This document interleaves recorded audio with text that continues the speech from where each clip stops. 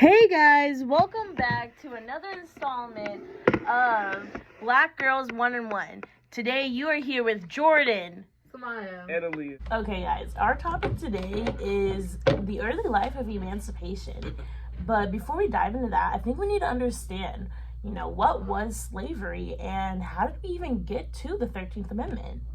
Slavery was an inhumane system in which enslaved Black people worked long, hard hours in frequently poor conditions. They were treated like property with absolutely no rights.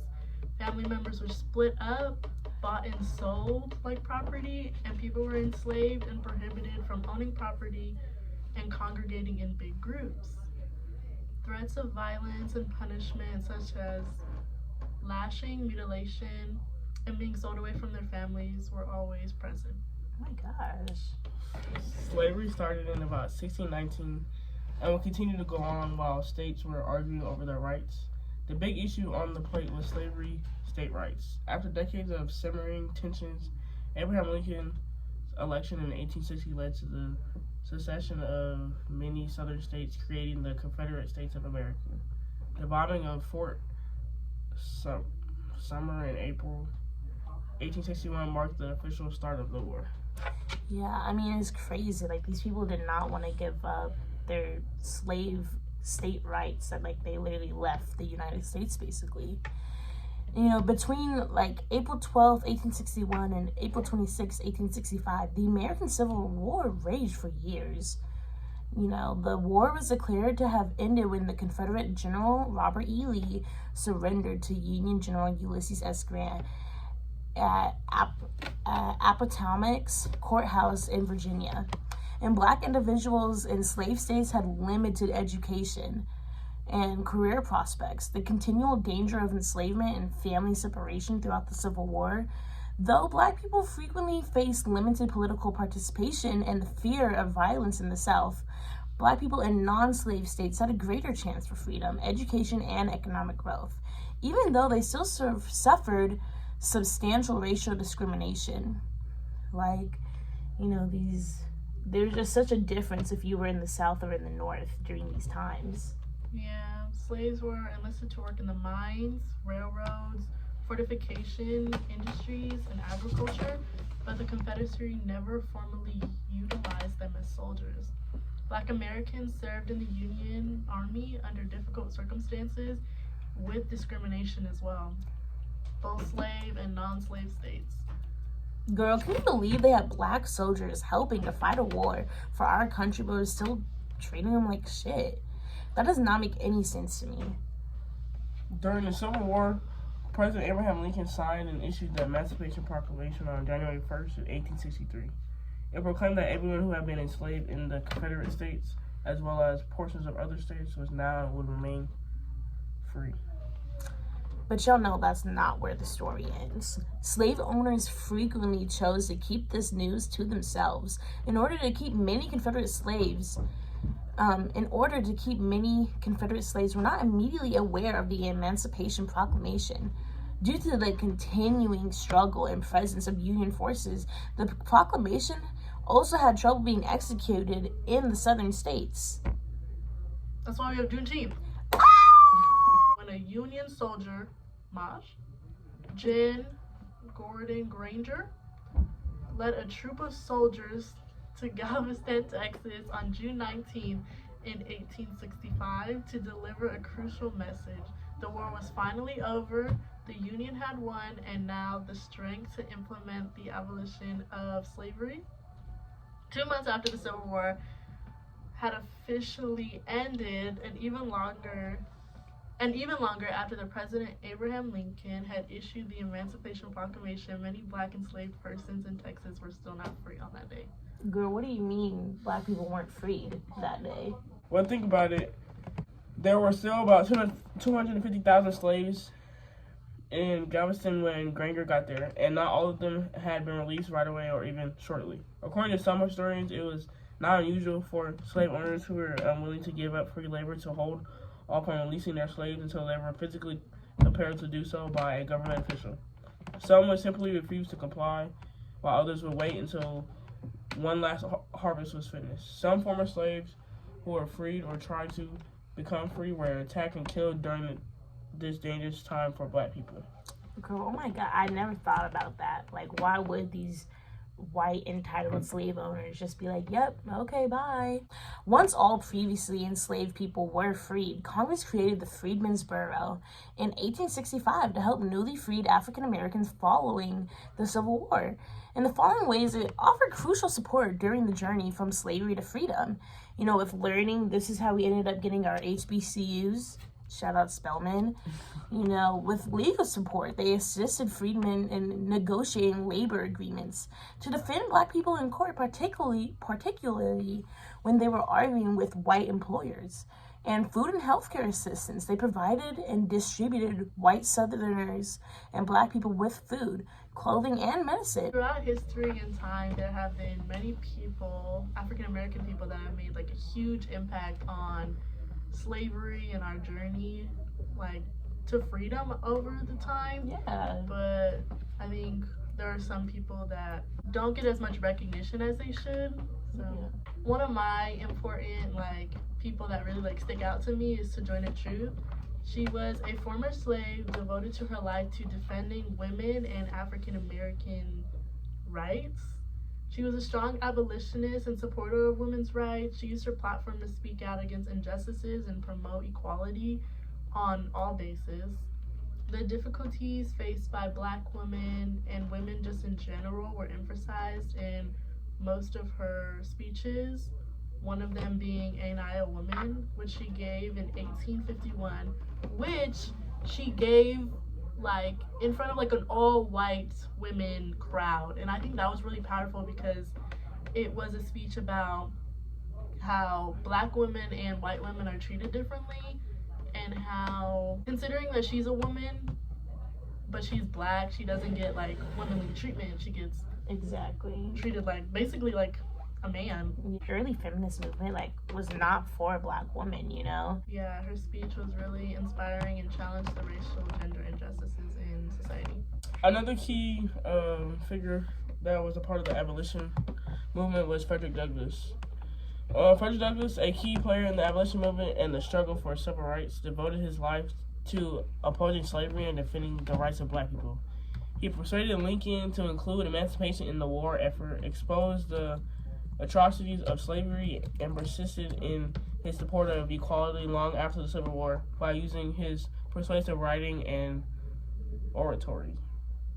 He gave a speech called What to the Slave is the 4th of July, delivered on July 5th, 1852, as an address to the Rochester Ladies Anti-Slavery Society in Rochester, New York.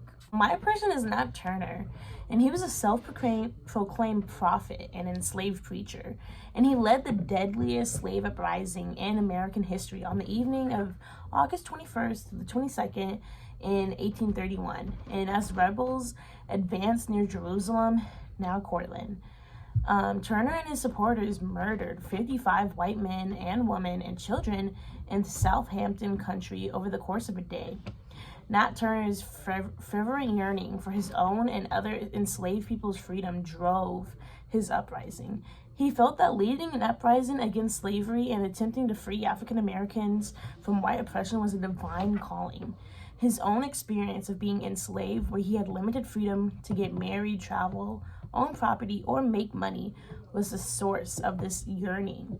And I think with that, like, it's so crazy to me how a lot of these slave owners were, in a sense, super religious. Like, the only day that black people had an off day was to go to church. And the way that they would use their religion to keep us under. So I love that Nat Turner, using his religion, felt like he was called for the freedom of black people. I do believe he was called for that, you know? Especially like in our modern day history, people only want to focus on Martin Luther King Jr. when we also had Malcolm X, you know? And I think it does take these honestly deadly fights to also help us gain our freedom. But there are 3 major turning points that I did want to talk about today, and one of them being the Emancipation Proclamation of 1863.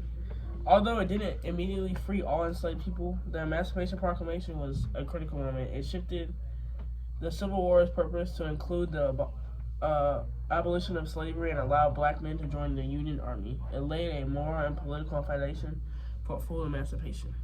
Alright. The next would be the ratification of the 13th Amendment in 1865. This was a legal end of slavery in the United States. It formally abolished slavery, and involuntary servitude, except for punishment for a crime, which could be anything. And it opened the doors for formerly enslaved people to begin building their own lives, owning land, and just building a family. Yeah. And the last one for me is the end of Reconstruction and the rise of Jim Crow laws. Honestly, like the new slavery.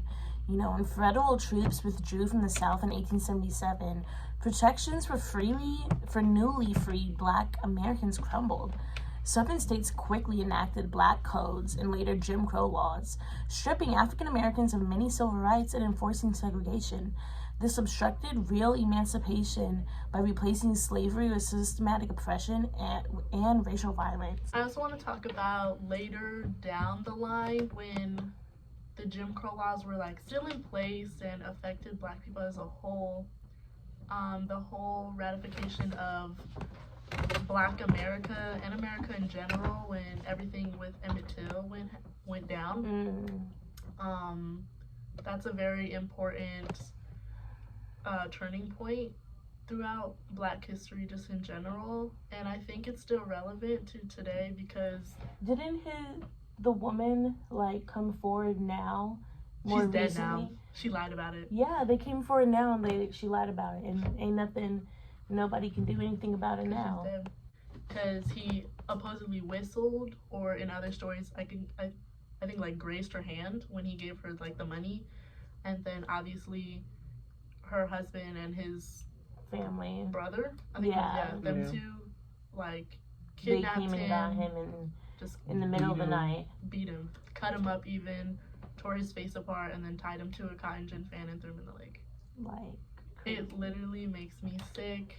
And stuff like that, just it still happens today. His mom, she had a glass funeral casket because she was like, I want people to know about what y'all did to my son. You're not gonna cover this up. I think that was very strong of her. No, yeah, most definitely. So I think lynchings, weren't they just like, they just got federally banned. You can federally get in trouble for it now. 2022, I think that's when Biden passed that law.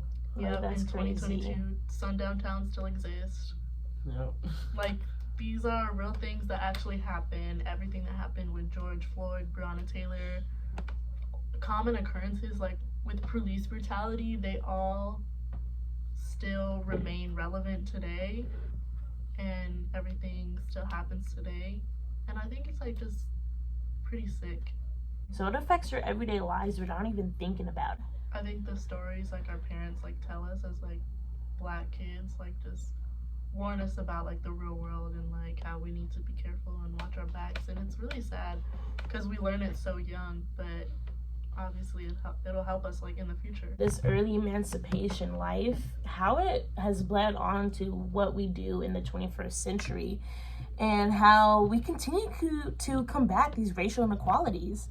And I think personally the biggest way I've been able to do this is by educating myself. I think that's the biggest thing. And what everybody says is when you don't know your history, you're doomed to repeat it. So, I mean, for me, and I feel like my peers, joining these programs or clubs, like in high school, I was in BSC when I even became president.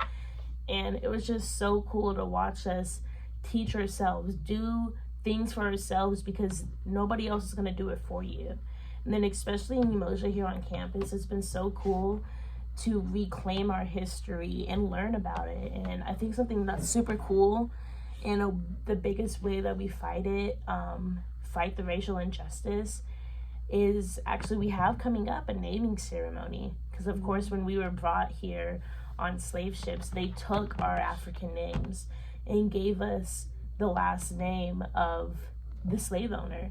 So Umoja and our elders kind of giving us back our African name, I think that's such a unique way and to fight the oppression. When I think about early life of emancipation, I think about the struggles that we had to deal with as African Americans in schools, to the point where we had to make our own HBCUs. And to go more in depth, American history is, U.S. history is Black history, because they pick and choose what they want us to learn when it comes to African American history, and they want to take that out of the textbooks now, fully out. I just want to talk about why this topic means so much to me, and I mean, especially as a young Black woman, you know, being able to have a great education, K through 12, and even coming into college and being able to utilize every single program and club at my discretion. This topic means a lot to me. I love seeing how far we have fought and still how far we still have to overcome. There's so much more for us to continue to do. And the connections I draw from early life of emancipation is, I feel like right now in my life and right now in our climate, is we need reform. Understand there's still more work to be done, and I think the job isn't finished, and there's systems that we need to dismantle. And you know, I think we need to pull from what used to work back then, more protests, and if they can't all be peaceful, so be it. Sometimes you gotta be the loudest in the room. My personal connection with early life of emancipation and just being like a Black girl in America, I have a deeply rooted history in this, I guess. My father's from Mississippi, so I have like bloodlines down there, I guess you can say. From the South, yeah. So, you know, being Black in America, everything's kind of just stacked against you, especially being Black and a woman. People tell you, oh, don't do this, don't do that. Certain things like, oh, no, you can't, like, maybe college isn't for you. Like, oh, try to find a different college than, like, what you had your mindset to. Like, there's a lot of people telling you, like, what you can and you can't do.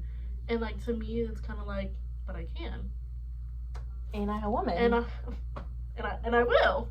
I think it's really important, especially as a Black woman, you try your hardest to, like, prove to the man, and especially white men, that, like, you can take up space. Yeah. Like, that's what it's about. Like, oh, you can take up space and your life does matter, and things need to change in the end. Like, equality. Like, we all need to be equal, especially Black women, because most of the time we do get, like, bashed for absolutely no reason. So, yeah. I think that's my personal connection, that, like, I can take up space, I will take up space, and I will do what I need to do to be successful. The connection I have to the early life of emancipation is probably one of the biggest things is the abolishment of slavery, because we know our ancestors went through that, even though we never met them, but they went through that to the point where we don't know what it took for them to even be seen as a citizen in the United States. Yeah. So for us to be able to have that privilege, even though it's still hard, means a lot to me. Although education has always been a struggle when it comes to African Americans, I also want to go into detail on how we're overcoming the negative effects of early life of emancipation. Like, for example, the abolition of slavery. Even though slavery was abolished, we still have to go through things like police brutality and protesting, so people can hear the struggles we go through being an African American in America. The achievements and goals that we've been able to accomplish due to our struggles, you know. Obviously, I love me some Obama and Ms. Big Sister General Kamala Harris, and just to think about our founding fathers, never in their wildest dreams, or our ancestors in their wildest dreams, ever saw Black people taking up these political spaces. Like, a country founded and created on slavery, on the backs of Black enslaved people, and then being able to say, our president running the country is a Black man, our vice president is a Black woman. Like, I think that's so big and powerful. You can go be whatever you want to be if you put your mind to it and if you follow through. We are our ancestors' wildest dreams.